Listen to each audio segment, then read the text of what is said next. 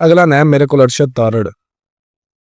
अरशद तारड़ बारी वाला जेड़ा गल्लां सच्चियां करनियां जे, गल मैं ते गया गोल नहीं जे मैं करन दे। नहीं अरशद तारड़ बारी आ साडे मंडी बॉलदीन दा फकर है, पाकिस्तान दा फकर है माशाअल्लाह।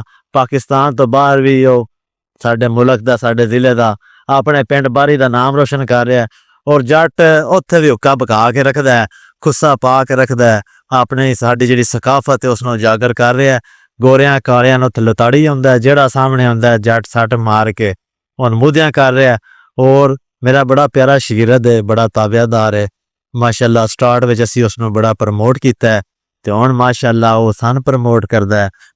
अपने जेहड़े साडे शागिर्द नूं या भरा डुआडे होण ਉਹ ਜਿਸ ਨੂੰ ਡੁਆਡੀਆਂ ਇਸਤਾਂ ਬਣਾਉਣ ਤੇ ਇਹਦੇ ਵਿੱਚ ਸਾਨੂੰ ਫਖਰ ਹੁੰਦਾ, ਸਾਡੀ ਕੋਈ ਬਿਸਤੀ ਨਹੀਂ। ਕੁਝ ਲੋਕ ਉਸ ਨੂੰ ਆਖਦੇ ਨੇ ਬਾ ਸੁਹੇਲ ਨਾਲ ਤੂੰ ਪ੍ਰਮੋਟ ਕਰ ਰਹੇ ਹੋ, ਤੇਰਾ ਫਾਇਦਾ ਉਠਾ ਰਿਹਾ, ਪਰ ਅਸੀਂ ਉਹਨਾਂ ਆਪਣੇ ਭਰਾਵਾਂ ਪੁੱਤਾਂ ਨਾਲ ਸਮਝਦੇ ਹਾਂ।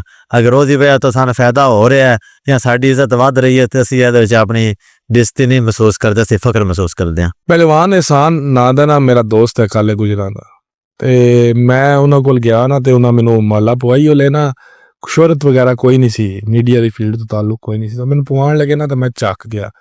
ਉਹ ਮੈਂ ਉਹਨਾਂ ਨੂੰ ਕਿਹਾ ਮੈਂ ਮੈਨੂੰ ਕੀ ਪਵਾ ਰਹੇ ਹੋ? ਉਹਨਾਂ ਕਿਹਾ ਭਰਾ ਹੀ ਭਰਾਵਾਂ ਲਈ ਸਵੈਤਪੋਸ਼ ਹੁੰਦੇ ਨੇ। ਕੀ ਬਾਤ, ਭਰਾ ਹੀ ਭਰਾਵਾਂ ਲਈ ਸਵੈਤਪੋਸ਼ ਹੁੰਦੇ ਨੇ ਤੇ ਘਰੋਂ ਇੱਜ਼ਤ ਸ਼ੁਰੂ ਹੁੰਦੀ ਹੈ। ਜੀ ਬਿਲਕੁਲ ਠੀਕ ਹੈ। ਅਗਰ ਅਸਾਂ ਤੁਹਾਨੂੰ ਸਵੈਤਪੋਸ਼ ਨਹੀਂ ਮੰਨਣਾ ਤੇ ਦੁਨੀਆ ਕਿੱਥੋਂ ਮੰਨੂਗੀ? ਕੀ ਬਾਤ, ਠੀਕ ਹੈ। ਤੇ ਗੱਲ ਨਾ ਮੈਂ ਉਹਨਾਂ ਦੀ ਪੱਲੇ ਬੰਨ ਲਈ। ਅੱਜ ਅੱਲਾਹ ਤਾਲਾ ਉਹਨਾਂ ਦੀ ਜ਼ਿੰਦਗੀ ਦੇ ਅੱਲਾਹ ਬਹੁਤ ਅੱਛਾ ਵੀ ਸਪੋਰਟਸ ਨੂੰ ਪ੍ਰਮੋਟ ਕਰਦੇ ਨੇ ਤੇ ਮੈਂ ਉਹਨਾਂ ਦੀ ਗੱਲ ਪੱਲੇ ਬੰਨ ਲਈ। ਦੇਖੋ ਜੋ ਕੋਈ ਅੱਛੀ ਗੱਲ ਸਿਖਾਇਆ ਨਾ ਤੁਹਾਨੂੰ ਯਾਦ ਰੱਖਣਾ ਚਾਹੀਦਾ ਔਰ ਅੱਛੀ ਡਿਸਕਸ।